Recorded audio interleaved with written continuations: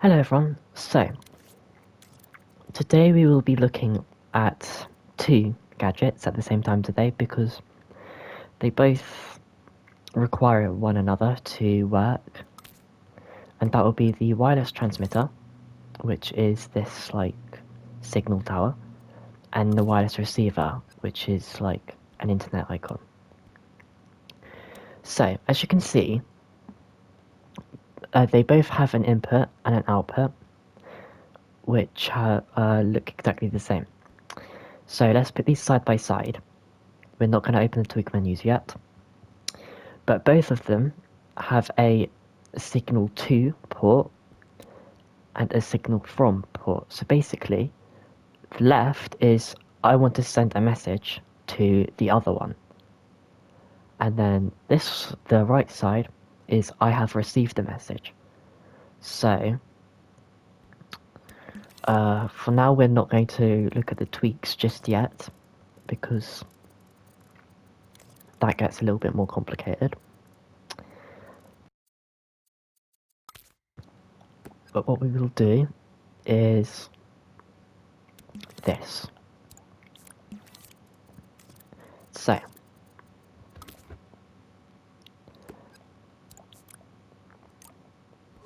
I don't know why the wires aren't showing up, that's odd. Okay. So, as we've said,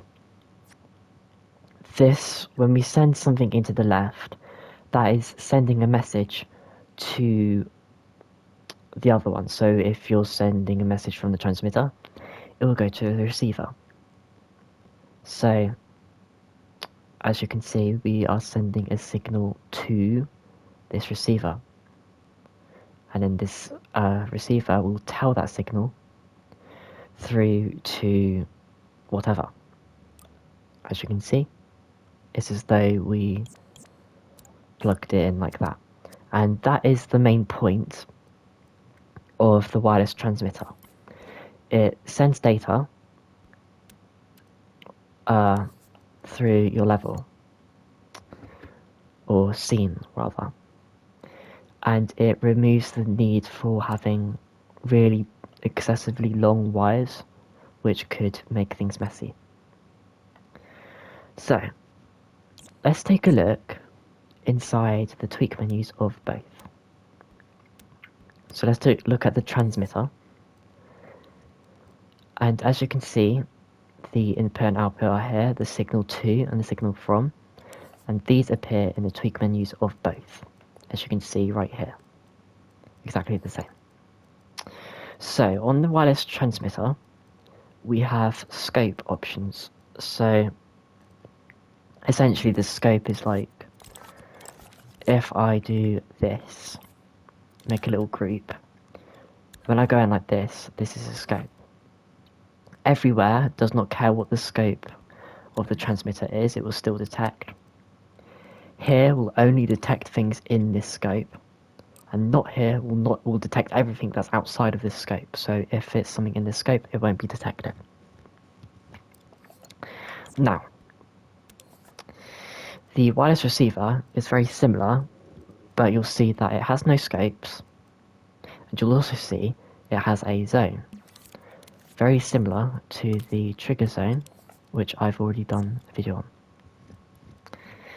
You've also got a name field to put here, so that means it will only interact with transmitters of the same name. Likewise, transmitters will only interact with receivers of the same name. So let's name this to A. So these two would now be interacting with one another when we send a message through. Then, of course, we also have all the shapes and the scene, which goes everywhere, and then the zone fall off. So, it'd be better to use this one to send the signals and this one to receive the signals, because this one has the trigger zone, but they do work backwards as well, because they both have a send to port and they both have a send from port, so they can send signals. So I could send one from here to here, and this one can send one from here to here. So they work both ways. So yeah, but one has a trigger zone and one does not. So these can also carry fat wires. So in Dreams, you have two types of wires. Here we have a skinny wire, which are usually orange. I don't think they're always orange, but you'll see they're just one solid color, like this. But some wires, like, let's take a controller sensor. Let's take the left stick from this. As you can see, there's more than one color. When they're multicolored and they're going in a sort of twisting pattern like this, that is a fat wire. And basically, fat wires carry multiple points of information. Skinny wires will only have one thing that they're showing, but these combine multiple things. So for example, the left stick would be having the left direction, the right, the up and the down direction. So that would be 4 different things that we're getting from this. And so let's hook that up to this. So now we get our receiver, and let's just place something down. Let's just tweak this a little bit.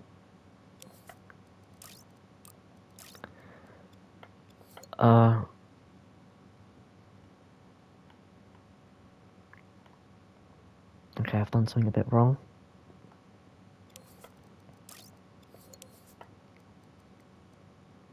Oh, silly me. Okay, there we go. So yeah, as you can see, this wire here and this wire are the same, so it can even send fat wires through, as you can see. So you don't really want to use these for small logic systems. They're for larger ones where you need to transfer the same piece of data in multiple different locations. So say you had a bunch of these lights all across your level or scene. Then you go somewhere else and you want to trigger that. Rather than doing this, in which, well, rather than doing that, in which, as you can see, if you had it really far away, it could get messy while you're working, and this is just very annoying. Rather than doing that, you can save a bit of space by using the transmitters and receivers, like so. As you can see, no messy wires. I'm just sending them from here, and you can have these anywhere, and you could even create clones like that, and they still all function. And as I said, they work both ways, so let's swap these around. So now instead we have a receiver here, and our transmitters on this side. As you can see, this can also send a signal to these. Though as you can see, the model doesn't change, so that's why I usually recommend to use the transmitter to send signals. But they do work both ways. But yeah, that's basically what you'll be using these for, is to send, if you need to detect data in multiple different places, rather than just one place, and if it's like lots of wires. You don't want to use these too much because they can be more expensive on your thermo, not by much, and occasionally, if you have loads of them, the frame rate could be a little bit delayed because you're sending multiple signals rather than just a direct wire. So you want to be careful with that, although I haven't seen anything like that happen, so usually you should be just fine. I hope that I explained these, because they're not as complicated as they might seem, but I hope that helped. Bye.